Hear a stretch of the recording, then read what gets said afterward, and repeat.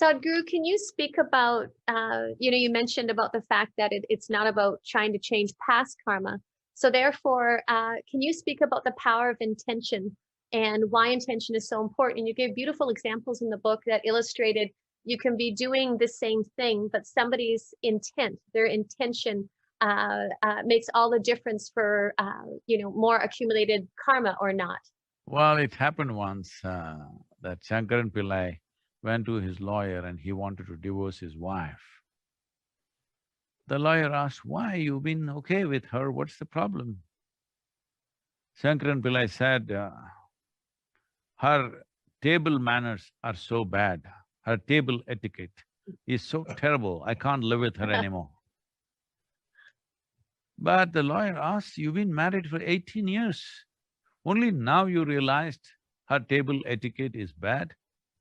He said, well, only yesterday afternoon, I happened to pick up a book on table etiquette. As I read it, I realized her table etiquette is terrible, so I want to divorce her.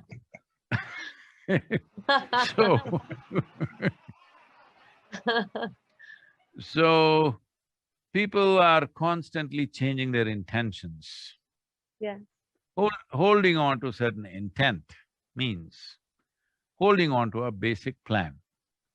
Rest of the plan can go whichever way, whether it'll go as a straight line, as a curve or a zigzag, we don't know. There are many life situations. But the basic intent has to be held in place. Your intent cannot be held in place unless you change your identity, in the sense, if your identity is too much about your body or your intellect or your emotions, then you can only operate as an individual.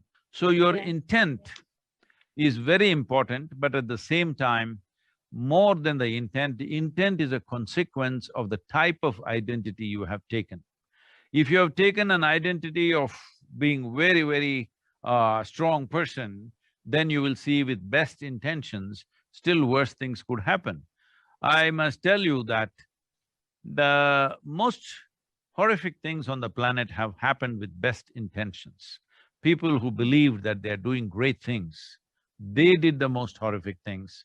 People who even today believe they are doing God's work, they do the most terrible things in the world right now, because intention without fixing the identity could become very powerful weapon. The most important thing is to fix the identity. How small is your identity or how large is your identity will determine even what your intent is. Your ability to develop an intent, what sort of intent you have, please understand this.